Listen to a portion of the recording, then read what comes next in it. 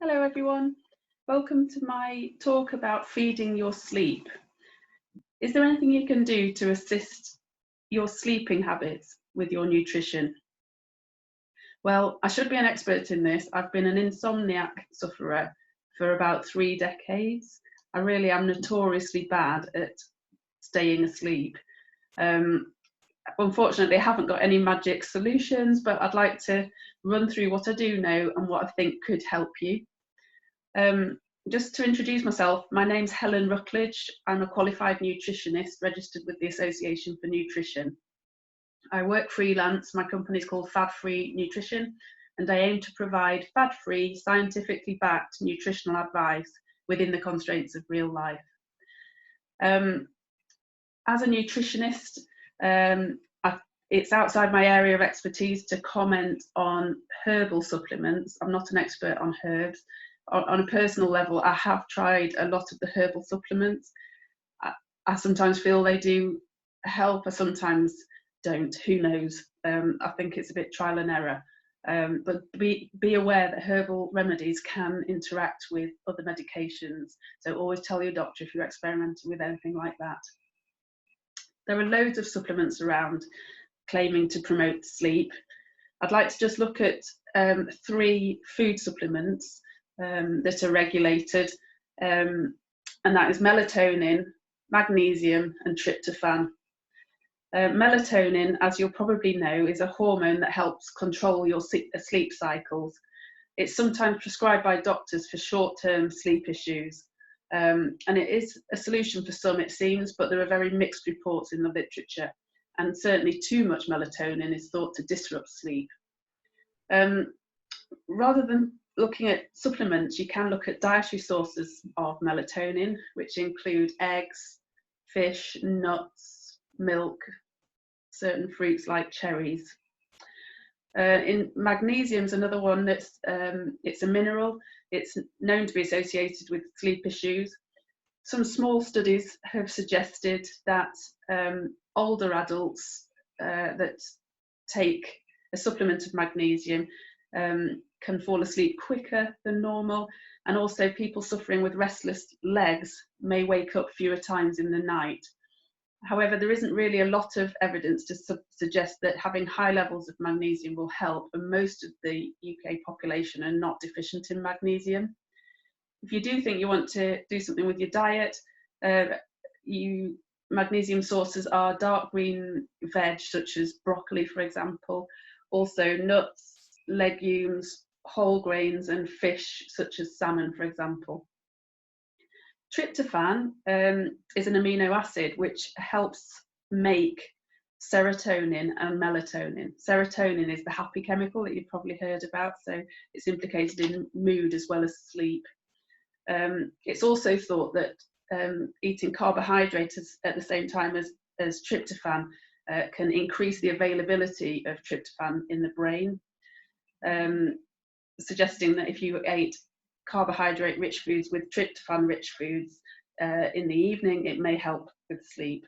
Again, this research is in its infancy, and it's not a categorical proof yet that this helps, but it may do. And dietary sources of tryptophan include watermelon, grapes, leafy greens, sweet potato, avocado, pineapple, and then the animal sources, mozzarella, soy, turkey, eggs. So you can experiment with these things in your diet if you wish. In terms of drinks, in the evening, it's best to avoid caffeine. I'm sure you already know that. I actually avoid it from much earlier in the day because as I've got older, it seems to affect me more. So avoid the caffeinated tea or coffee, but you can drink decaf tea or peppermint or chamomile. There are studies about alcohol and sleep too, and the studies suggest that drinking alcohol before bed, although you may fall asleep quicker, many people are more likely to wake up during the night and also wake up in the morning feeling less rested. So if you're struggling to sleep, have a look at your alcohol intake and perhaps try taking a break from it and see if your sleep improves. People frequently ask me about eating late in the evening. Well, there is research on this issue, but it may come down to the individual. Some people find that if they eat late, particularly spicy foods or rich foods, that they get indigestion and this stops them sleeping well. Others find that a late night sugar hit, and this is in the research as well, that a big load of sugar before bedtime isn't good either, because it sends your blood sugar unstable for the night. You may wake up, you may be thirsty, and it can affect your sleep, or it can affect you getting to sleep if you're quite wired on a sugar high. Chocolate actually is also a stimulant. It contains caffeine, so that's also not a good idea in the evening if you struggle with your sleep. Others, like me, feel that they have to eat supper before bed because otherwise you get hungry in the night, or you're too hungry to get to sleep. So I don't really suffer with indigestion, and I always eat before I go to bed. What I do know, and I would just like to mention though, is that eating late doesn't necessarily affect your risk of putting on weight. A calorie is a calorie, whatever time of day you eat it. So don't worry about that aspect of it. You don't need to burn off your food after you've eaten it. That's an unhealthy attitude anyway. So if you enjoy a supper, just treat it as part of your daily intake of calories when you're looking at your weight.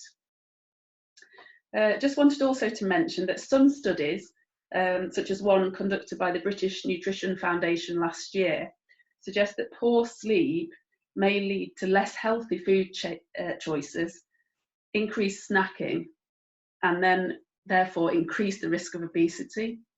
This is emerging research and work still needs to be done, but it's interesting. And even from personal experience, I find this is the case. When I've had a particularly bad night's sleep, I tend to reach for things that's going to give me a quick hit of energy, usually carbohydrate-rich foods. Haven't got a sweet tooth, but I'll normally have like toast or things that I wouldn't normally have in the middle of the morning, just to try and keep my energy up. So to summarise, I'll just share my screen to show you what we've talked about so far. I do love cats. I thought I'd have a cat picture rather than a human sleeping picture. So we've talked about supplements. I'm not a big fan of supplements, neither are the NHS. Most people are not deficient in the chemicals that are needed for decent sleep. So I would look to diet, if anything, and avoid supplements unless prescribed by your doctor. If you do get tempted into trying them, which I totally understand because I have done the same, do make sure that your doctor knows, because it may interact with other medication. Evening drinks is basically avoiding caffeine, limiting alcohol, and some people find a warm drink soothing. Eating late really depends on the individual. If you don't suffer with indigestion, there shouldn't be a problem with it, but if you do, that's a trial and error thing for yourself to work out. There is starting to be the suggestion that there's a link with obesity risk for people who don't sleep well due to poor food choices the following day. I haven't really mentioned lifestyle factors. Have you heard the term sleep hygiene? That's things like relaxation and mindfulness techniques.